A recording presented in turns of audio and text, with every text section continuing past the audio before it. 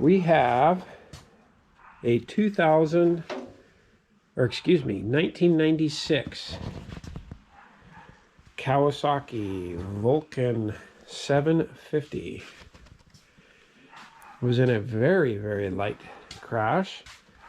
The book says it was rear-ended.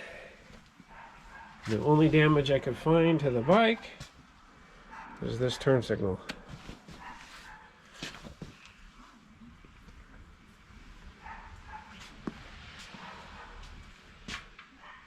$20,204 miles. Well, we'll take this for a test ride today.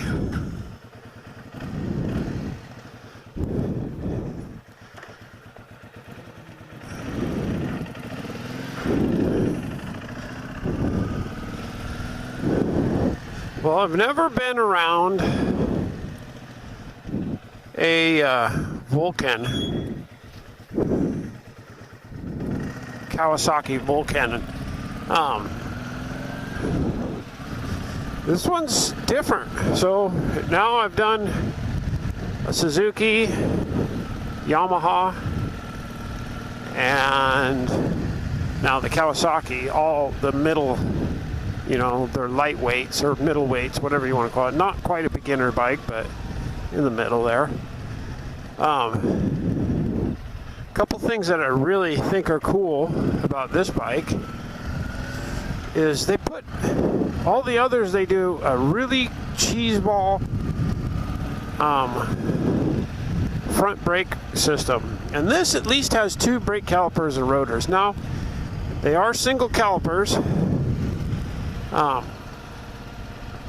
so that maybe the amount of brake force is the same.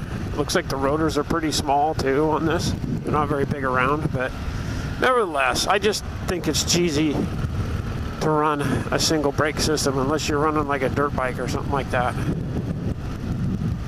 It's a better way to go when you go two. It's just my personal opinion, especially when you got a big bike like these. These things aren't light. You want some good braking power. But anyways, this runs pretty good. This is a carbureted model. I think the carburetors could use a little tuning. I think when I take the carburetors off, I will take the float bowls off and maybe make sure the jets are clean. But bike's pretty cool. So I read that they made this bike from 1985 to 2006, and doesn't look like they did hardly anything to change it other than maybe some paint colors. So essentially you could buy a 2006 that was made in, the design is from 1985, which is kind of crazy if you ask me, really.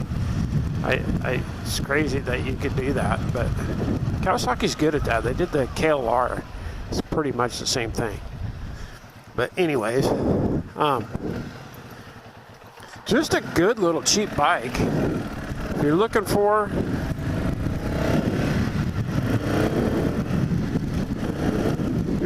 a set of cheap wheels, and I don't know what this thing gets for gas mileage, but if I had to guess, it's probably 50-ish in there somewhere.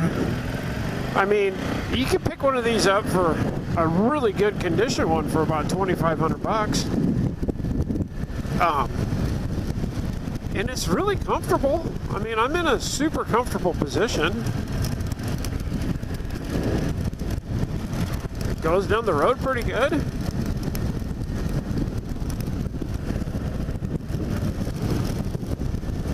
Shaft drive.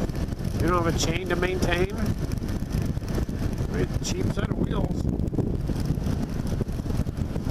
Get you around town for cheap. But anyways, this thing runs pretty good.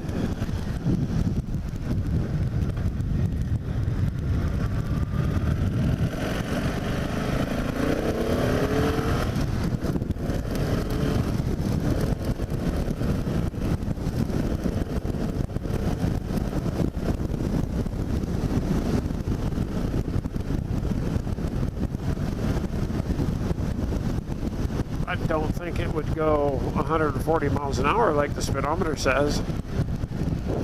I would be amazed if it even got up to 100.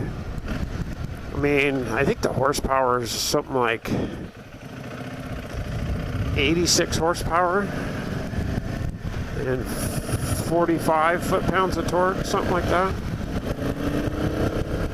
A great beginner bike. You're not going to get yourself in trouble. It's big enough to get you moving. You can carry a passenger. It's got bags. Uh-oh.